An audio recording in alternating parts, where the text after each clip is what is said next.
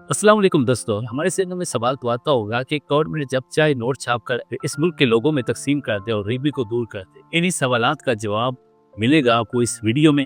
शुरू से आखिर तक देखिएगा और मेरे चैनल को सब्सक्राइब जरूर कीजिएगा।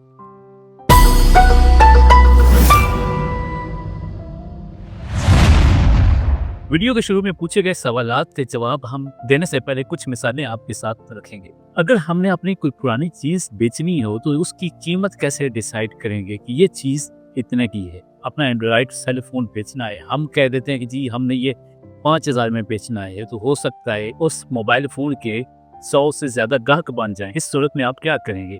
डेफिनेटली आप उसकी प्राइस बढ़ा देंगे।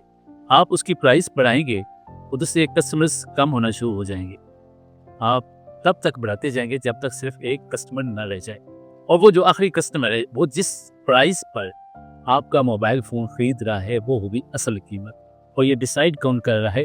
Demand and supply.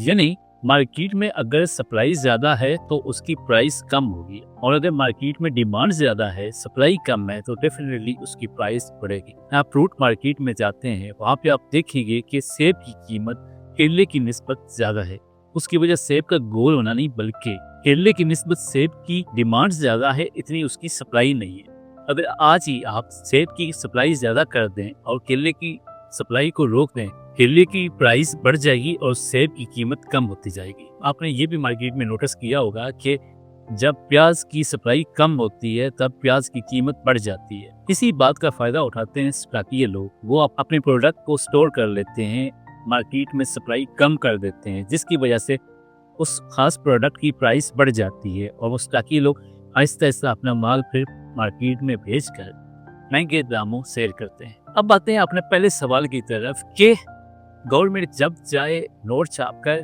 मुल्क में तकसीम क्यों नहीं कर देती? क्या तकसीम करने से क्या महंगाई कम होगी? अब फर्ज करें कि एक कार बनाने वाली कंपनी एक स्पेशल एडिशन बनाती है जिसमें तमाम सहूलियात मौजूद होती हैं, और उसकी प्राइस इतनी ज़्यादा रख देती है कि सिर्फ 100 ग्राहक ऐसे होते हैं जो कार को खरीदने की सलाहियत रखते हैं।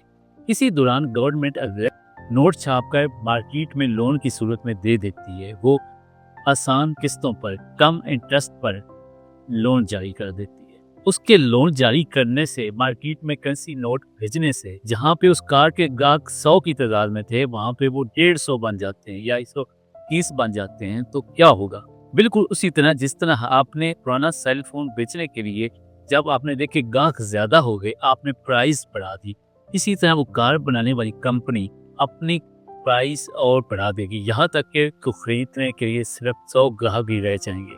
तो जब मार्केट में पैसा ज्यादा आ जाए, करेंसी ज्यादा आ जाएगी, लोगों में बाय पावर बढ़ जाएगी। जब बाय पावर बढ़ जाएगी, कीमत भी बढ़ेगी।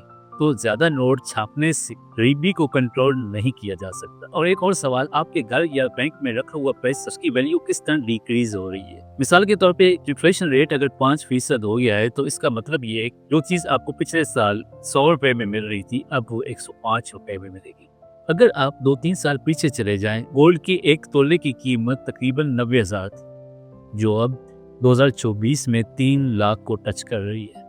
उस जमाने में 90,000 आपने अपने तराज में रख दिया, आज वो 3 गुना उसकी वैल्यू डिक्रीज हो चुकी है।